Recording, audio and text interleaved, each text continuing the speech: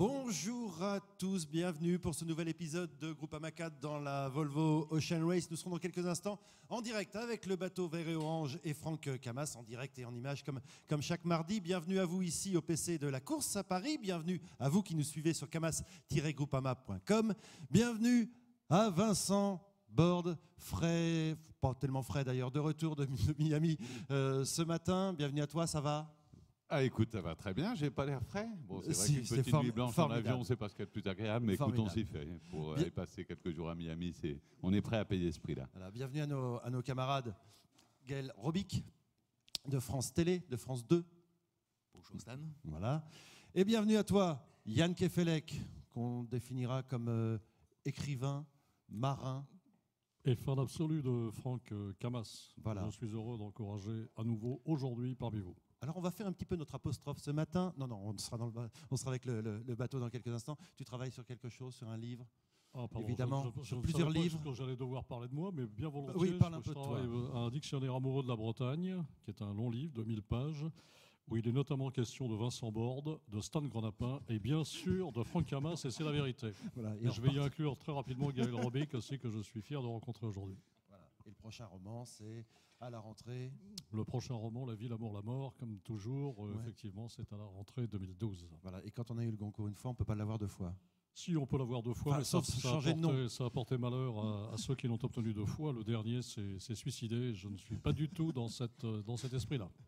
Bon, on sera donc dans quelques instants avec le bateau, avec Groupama 4. Bienvenue ici au PC de la course aux élèves. C'est pas la première fois qu'ils viennent. Eux, si, c'est la première fois. Mais enfin, les élèves du lycée Jules Riffel de Saint-Herblain et de leur prof, Henri Marcet, bienvenue ici. Ils nous ont posé un tas de questions, Vincent, que tu auras à distiller auprès de Franck tout à l'heure. Voilà, tout à fait. Et à chaque fois, ils travaillent bien leurs questions sans que c'est préparé. Et c'est bien argumenté, c'est intéressant. J'en retiendrai deux.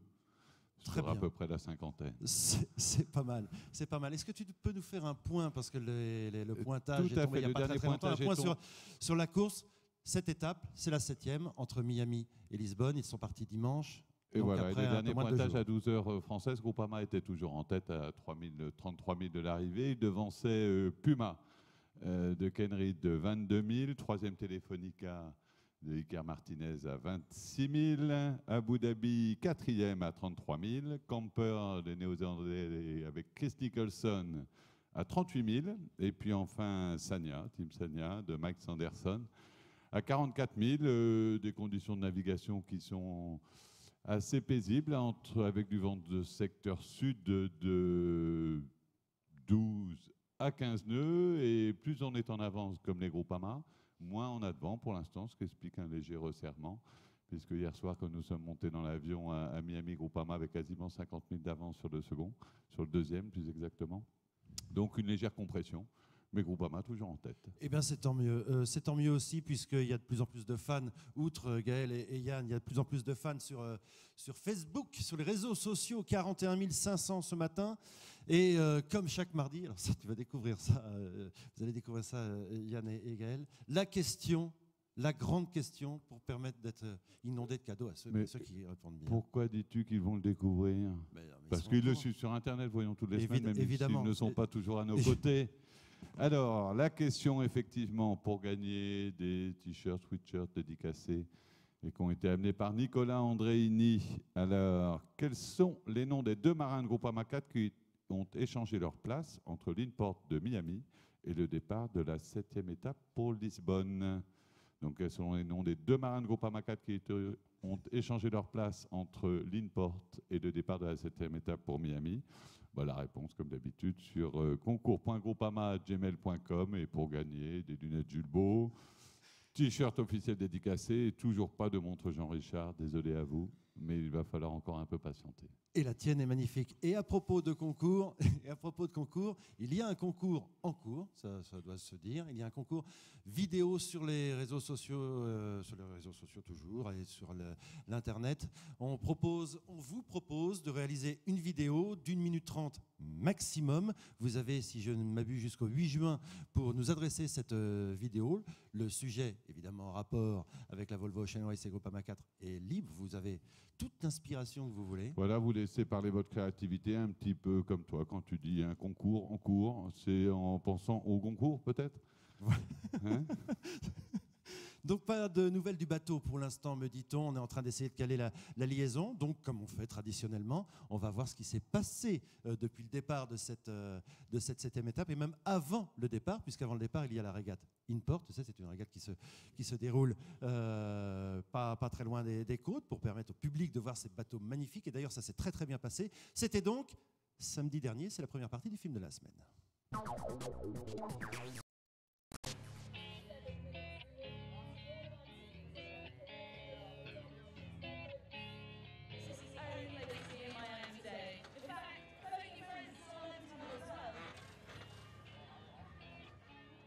Une course tellement courte qu'on peut être premier comme dernier assez facilement. Il faut essayer de bien naviguer, pas faire d'erreurs, le moins possible du moins. Faire propre et après ça dépendra un peu des autres. Mais voilà, il y a plein de phases de course dans le départ où il ne faut pas trop prendre de risques et pas être dans des situations compliquées.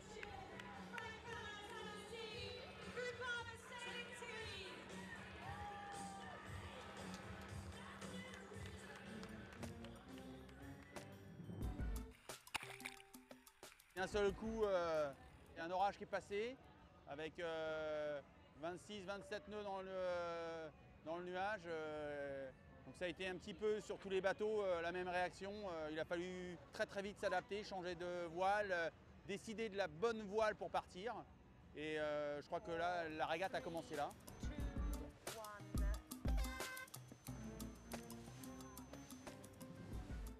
Pour être honnête, voilà, on savait qu'on pouvait s'attendre à tout.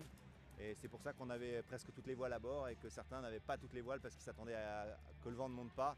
Et ça leur a peut-être coûté cher puisque, par exemple, Camper n'avait pas la voile qu'on a utilisée sur le départ et il était, à mon avis, fortement pénalisé. Mais on a fait du bon boulot avec Laurent. Moi, avec mon ordinateur, j'essaie de l'aider un peu et de voir ce que l'ordinateur propose. Et lui ajuste avec son feeling. Et il a fait du très bon boulot, notamment sur le premier bord, ce qui nous a permis de revenir, de passer à Abu Dhabi et de revenir au contact de Telefonica très vite.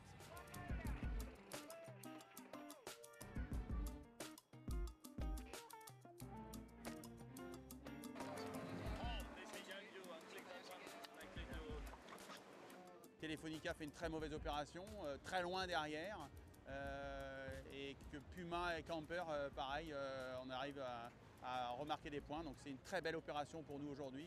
Mais c'est surtout dans l'esprit, je crois qu'on est en train de montrer que même dans cet exercice de style qu'est l'Inport, on est capable de très bien faire. Et sur ce sujet-là, il faut aussi peut-être qu'ils commencent à nous craindre.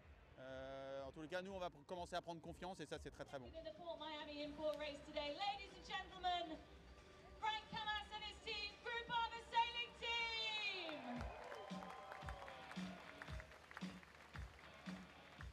Et voilà, comme chaque régate, ça finit en musique avec du bruit, avec du son. Un petit rappel du classement de cette régate Inport. Abu Dhabi, donc premier, vous venez de le voir. Groupama 4 a pris la 2e position. Puma, Camper, Sanya et Telefonica.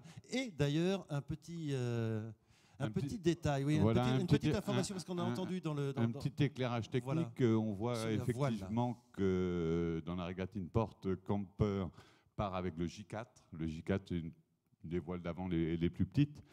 Et pour quelle raison, alors que les autres partent avec un J2, c'est-à-dire qui n'est pas la plus grande des voiles d'avant, pour faire du prêt, mais qui est juste la 2e. En fait, il faut savoir que le nombre de voiles est limité à bord. Donc, soit on prend le plus grand génois qu'on appelle le J1, et puis après ça, on passe au J4, soit on prend le J2, et après ça, on passe au J4 également. Mais donc Camper avait anticipé un renforcement du vent un peu plus important qu'il ne l'a été sur place, ce qui fait qu'il ne pouvait pas utiliser le génois le plus grand, et il a été obligé de passer carrément au cran en dessous, alors que tous les autres étaient avec un J2, et ça leur a coûté cher parce qu'au final, ils finissent 4e. Donc c'était un petit peu... Et sur la ligne de départ, dans la demi-heure qui précédait le départ, en fait, on sentait qu'il y avait énormément de questions qui se posaient à bord de tous les bateaux. Est-ce qu'on a fait le bon choix en partant à terre? Parce que c'est un choix qu'on fait avant de quitter le quai.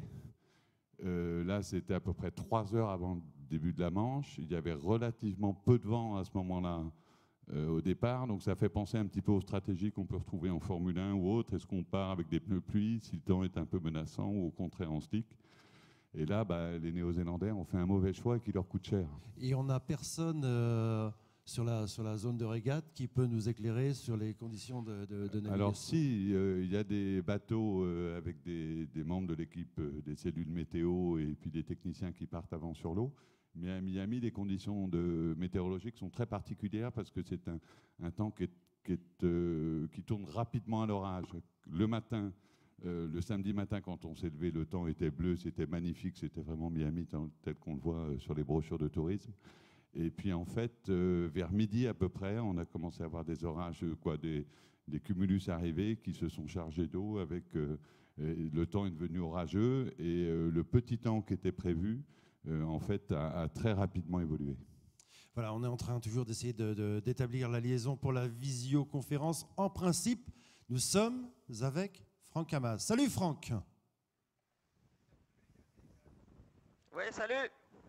Bon, tout se passe bien là pour l'instant. Alberto, c'est ton meilleur ami? Allô, je vous entends pas très bien, il faut parler fort. Mais c'est qu'est-ce que je fais? Ça se passe bien pour l'instant, Franck? Oui, ça se passe bien depuis le début de l'étape. Dès le côtier, on était dans les bons coups et depuis, on a bien tricoté dans la dépression tropicale. On a empanné avant et du coup on a évité les zones instables du centre de la dépression et c'est pour ça qu'on a fait un petit trou dans la journée d'hier. Bon, dis-moi, là, les conditions ont visiblement molli. Vous avez un petit peu moins de vent. Quelles sont les prévisions pour les heures à venir? En fait, là, on tombe dans du tout petit temps qui est devant nous. J'espère que ça sera pas du calme total. Et évidemment, derrière, ils sont toujours sur l'influence. Au moins, ils sortent de l'influence après nous, de la dépression. Donc, ils ont du vent plus longtemps. Et il va y avoir certainement un regroupement, malheureusement pour nous, de la flotte. Les bateaux derrière vont se rapprocher de plus en plus de nous avant de retrouver le même vent que nous.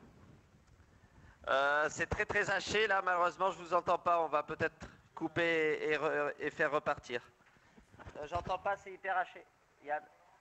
Bon, c'est hyper haché, donc Yann, c'est Yann Rioux qui nous envoie les images, c'est en direct, etc. Comme, non, Yann Kefelec qui est bien là, mais Yann Rioux, lui, est sur le bateau, et donc il fait le rôle de cadreur, de caméraman, et il s'occupe également du son, et donc on va bricoler ça, dans quelques instants, ça devrait fonctionner.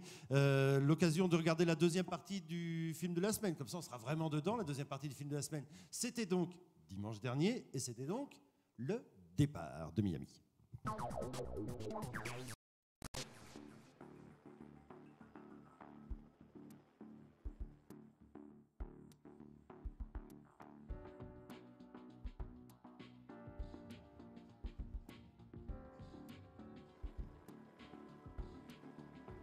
a vu hier des orages sur la zone de course, donc on a été surpris par quelques rafalières. Ça peut être le cas aujourd'hui avant de partir vers le nord. Normalement, donc le vent moyen est assez faible. Et demain matin, on devrait être au contact d'une dépression tropicale qui est dans le nord. Voilà, j'espère qu'elle ne sera pas trop tropicale et qu'on puisse bien la gérer, passer dans le sud et accélérer avec.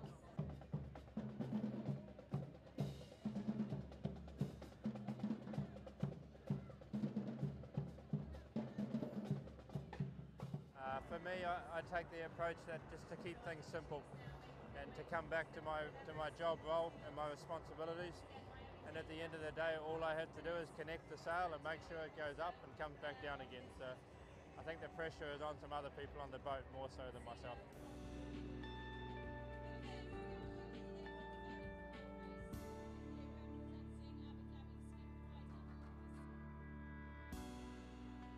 On a a 2 mois qui restent dans l'ensemble de Volvo Ocean Race. C'est très serré pour les 4 premières places et c'est un nouveau départ finalement. Je pense que toutes les 4 bateaux peuvent être prétendants à la première place. Telefonica est pas loin et Puma pas loin derrière. Donc ça va être une très belle régate. Frank Camas and his team, Groupama Sailing Team!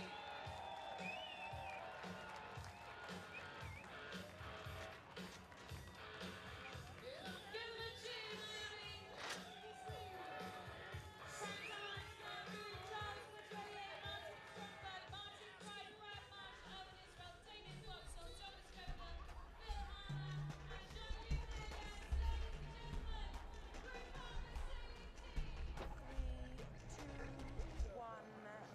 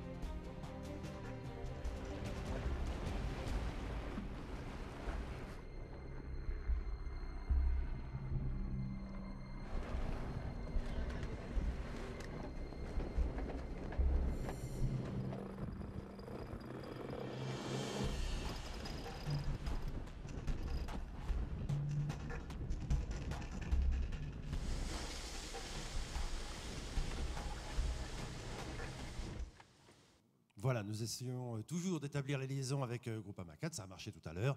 Il y a des petits soucis. C'est pas parce qu'il y a pas beaucoup de vent que ça marche mieux. Ça dépend. On l'a vu dans les mers du Sud. C'était très très venté, même voilà, dantesque, et on l'entendait quasiment comme s'il était dans la pièce d'à côté. Et là, c'est un petit peu difficile. Mais on les aura. De toute façon, on va retrouver Franck dans quelques instants.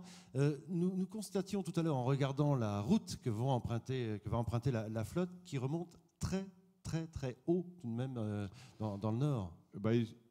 On a Franck. On a Franck. Retrouvé Franck. Franck, est-ce que tu nous reçois bien? Je vous reçois très faible, mais je crois que c'est audible. Voilà, écoute, pour nous, c'est bien. Je te passe Gaël Robic qui est à nos côtés. Oui, Franck, salut. Juste une question toute simple. On sait que tu as eu des petits soucis de santé, des problèmes de dos et de cheville, notamment à Miami. Alors, comment va la forme du capitaine? Bon, ça va. On a, bon, pour l'instant, les 2 premiers jours ont été très actifs. Il y a eu pas mal de manœuvres, notamment hier, avec à nouveau beaucoup d'eau sur le pont, ce qu'on n'avait pas eu quasiment pendant l'étape précédente. Donc on s'est un peu rappelé au bon souvenir des hautes vitesses sur les Volvo 70. Mais c'était pas trop brutal, ça allait. Et c'était même très plaisant de retrouver des conditions comme ça. Voilà, donc la santé ça va. Je crois que ça va pour tout le monde a priori. Les sont très bonnes pour dormir parce que la température est vraiment idéale, pas trop chaude et pas trop froide pour l'instant. Et voilà, donc tout roule. Franck, nous sommes également aujourd'hui avec Yann Kefelec. Salut Franck, la dernière fois qu'on s'est vu, c'était dans un... Je suis vraiment désolé parce que là c'est à nouveau extrêmement haché, donc je vous entends pas. Si, tu m'entends Franck, fais un effort, je t'assure. Tu m'entends? Je t'entends mais je te comprends pas. Bon, c'est le principal, c'est que tu m'entendes. Non, la dernière fois qu'on s'est vu, c'était à Bénodet. Depuis, de l'eau a coulé sur les mers, bien entendu.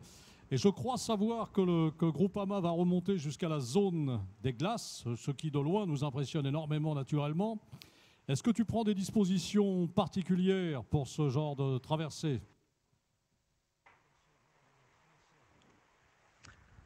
Alors si j'ai compris la question, est-ce qu'on va remonter vers la zone de glace? C'est pas Pour l'instant, c'est pas forcément le cas. Même si on va s'en approcher, normalement, on devrait pas passer tout près de la zone des glaces.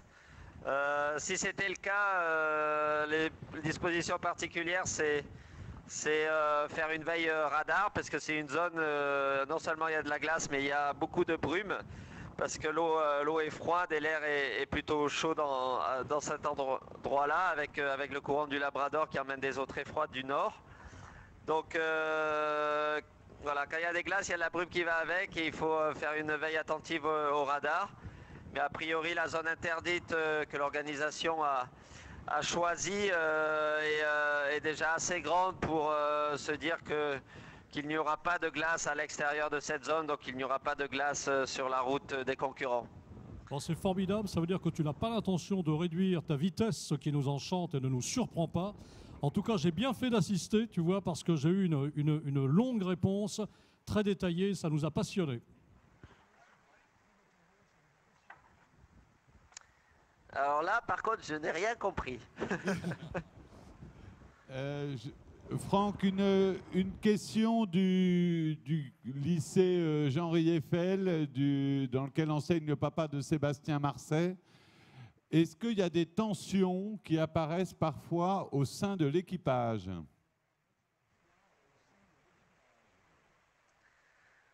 Oh bah non, là ça va bien. On se retrouve dans cette position, tout le monde est concentré sur le bateau, la vitesse, et puis on pense pas à autre chose, donc on est plutôt dans une bonne situation pour nous. Et puis voilà, l'étape devait être sympa, donc non, il n'y a pas de tension dans l'équipage. Franck, on a l'impression depuis 2 étapes maintenant que vous avez un peu changé d'adversaire, qu'il faut davantage surveiller les Pumas, les Américains, que les Espagnols.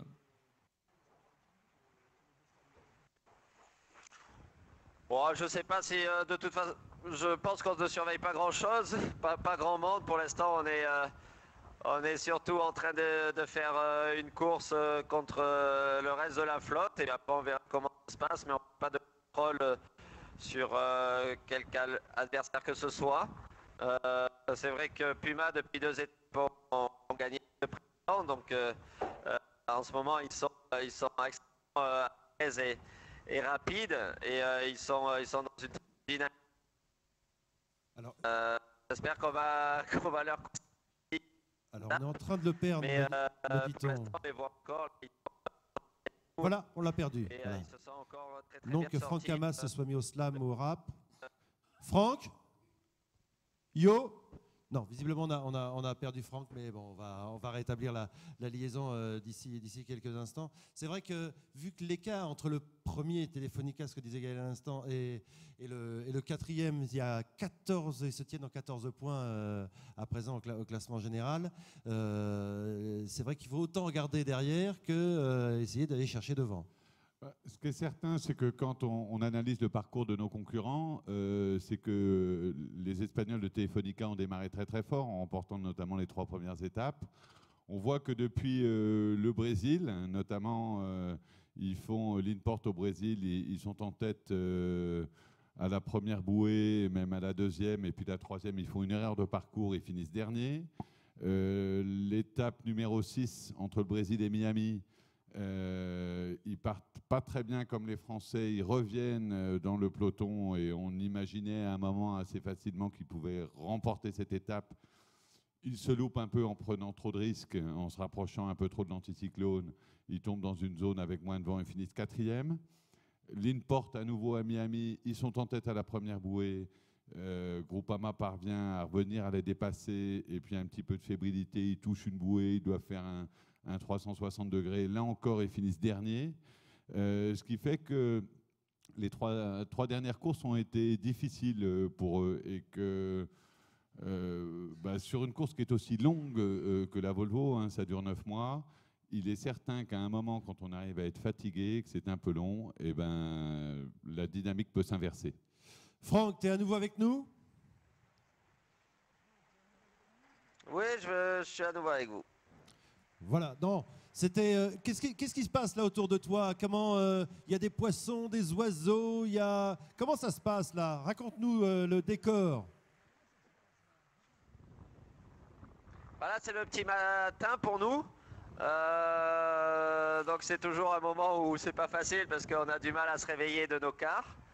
Le vent est tombé ce matin ou en fin de nuit, disons, et puis on a dû changer 2 fois de voile. Là, on a le grand code 0 et voilà, le vent est autour de 10 nœuds, donc c'est assez faible. On ne voit plus la dépression qui était hier à nos côtés avec des très gros nuages noirs et des éclairs. Et donc le ciel est beaucoup plus dégagé, beaucoup plus sain. Et voilà, la mer est lisse et ça glisse à 12-13 nœuds, donc c'est pas si rapide que ça, malheureusement. Voilà, l'allure est tranquille, mais on vient de sortir d'une manœuvre.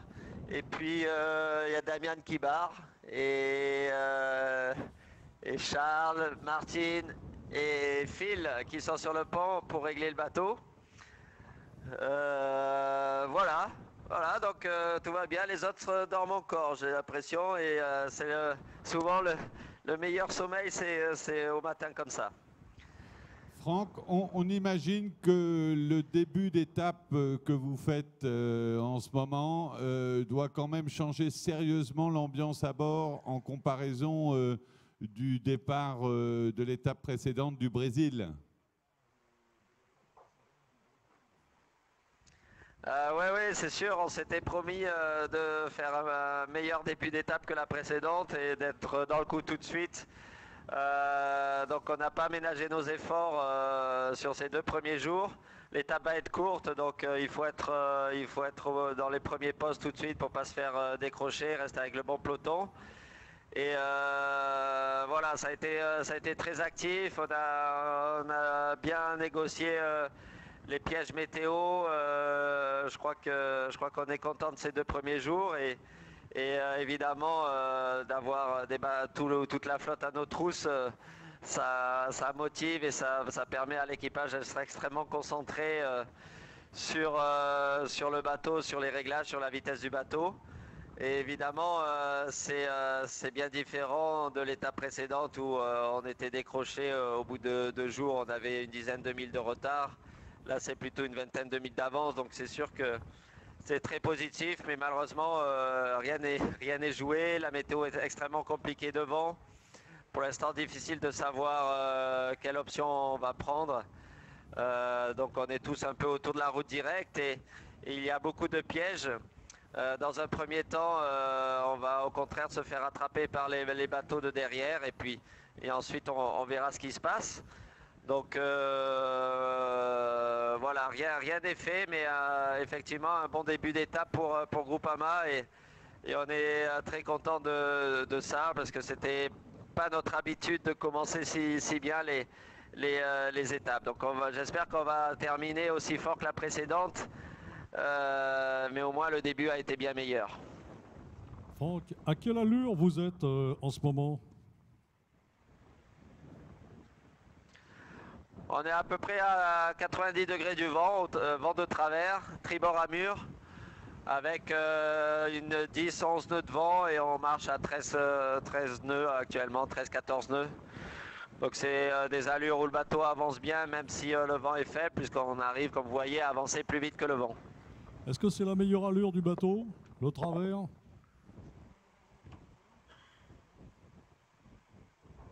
Tu peux répéter?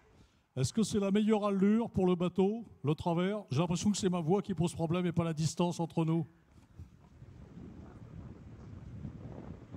C'est la meilleure allure avec ces conditions de vent là, oui, avec du vent faible, c'est la meilleure allure. Quand le vent monte, c'est mieux d'abattre un peu, c'est-à-dire d'avoir un vent un peu plus portant pour pouvoir accélérer.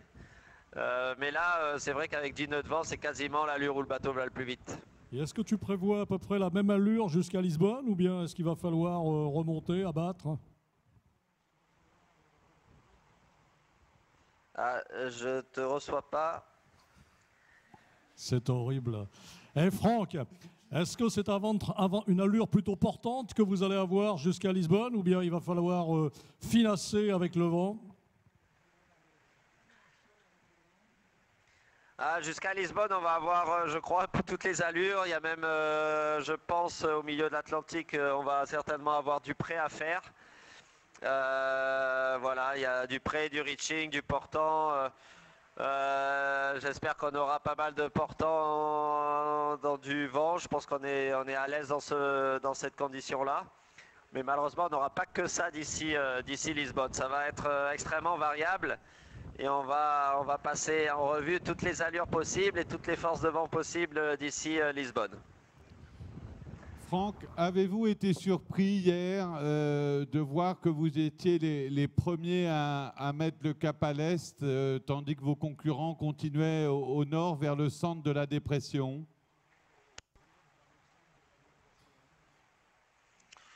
Ouais, il faut bien quelqu'un qui déclenche l'empannage et depuis le départ, c'est vrai qu'on a plutôt déclenché les choses, que ce soit le virement le long des côtes ou l'empannage dans la dépression.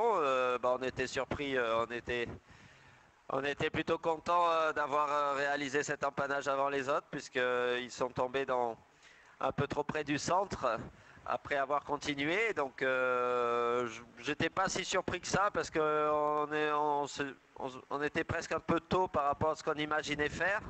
Donc j'imagine très bien que les autres ont cherché à aller un peu plus loin pour rechercher une rotation de vent un peu plus franche. Mais en faisant ça, ils ont aussi pris un peu plus de risques par rapport au centre de la dépression. Nous-mêmes, après avoir empanné, quelques heures après, on s'est retrouvé avec du vent extrêmement refusant. Et on a flirté vraiment avec ce centre de la dépression. Donc c'est sûr que c'est des systèmes météo qui se voient très mal sur les fichiers météo.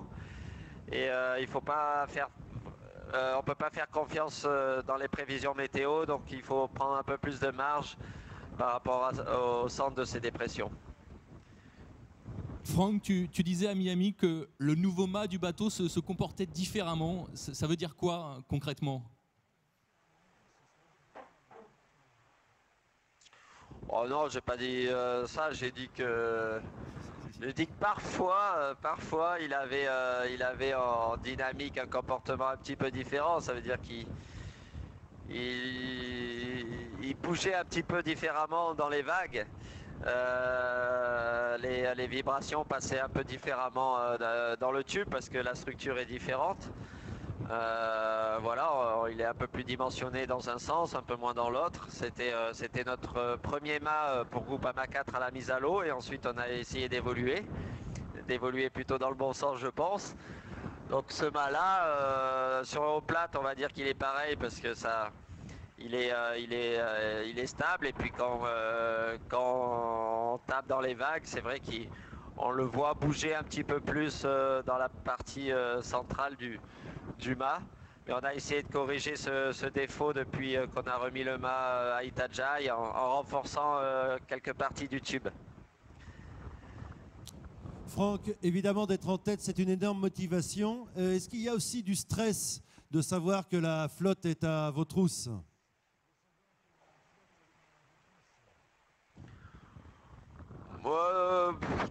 C'est pas du stress, je pense que c'est une pression extrêmement positive. Et d'avoir la flotte derrière nous, en plus qui suit le même chemin pour l'instant, c'est plutôt très bien. Il n'y a personne pour l'instant qui est parti sur une option vraiment différente, et auquel cas ça pourrait être beaucoup plus dangereux pour nous. Là, le souci, c'est qu'ils sont en train de se rapprocher, mais on sait pourquoi. On sait qu'on bute sur des zones de calme, tandis qu'ils arrivent avec le vent de la dépression derrière, qu'ils ont toujours un peu plus que nous. Donc non, il n'y a pas de stress. Voilà, on perd quelques milles à chaque classement, et puis j'espère que ça va se stabiliser dans la journée. Franck, une autre question des élèves du lycée. Est-ce que tu es satisfait de la prestation de Groupama depuis le début de la Volvo?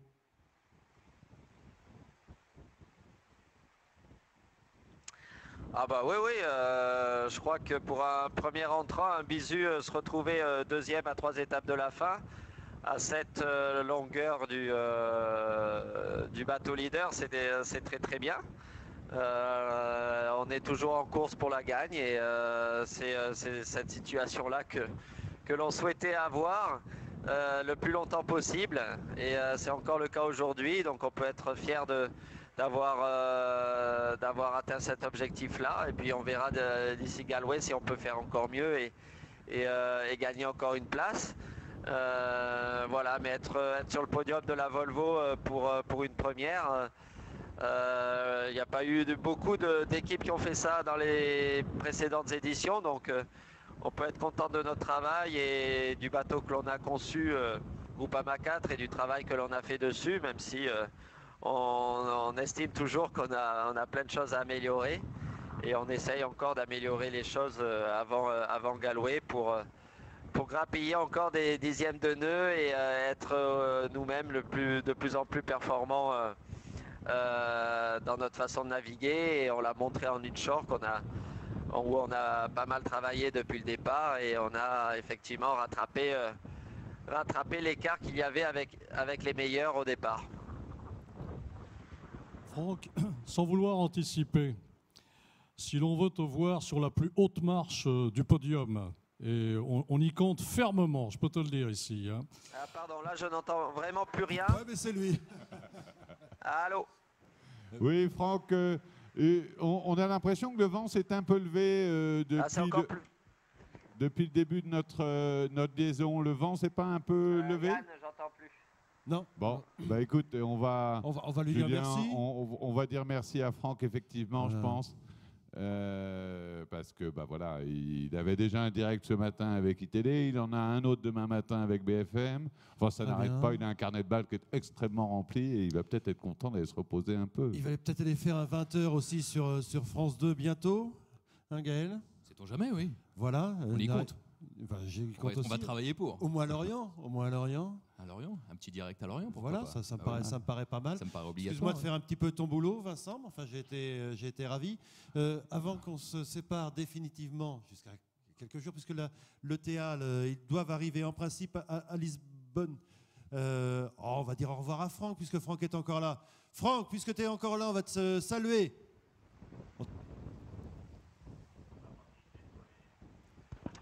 Tu es encore là? Bon. Salut. À toi. Allez, on te salue. À très vite. Et on va laisser Julien Michel avec Sylvain qui sont en régie saluer Franck de notre part. Voilà, j'en étais à l'arrivée à Lisbonne, c'est aux alentours de mercredi prochain. Voilà, c'était entre 10 et 12 jours de mer hein, en fonction des conditions météo. Donc 12 jours de mer, ça fait mercredi prochain, puis ce sera peut-être le mardi. Peu importe du jour, l'important c'est d'arriver juste avant le deuxième. Que les choses soient claires. Nous sommes tout à fait d'accord. Avant de nous séparer, de nous quitter, la réponse à la question...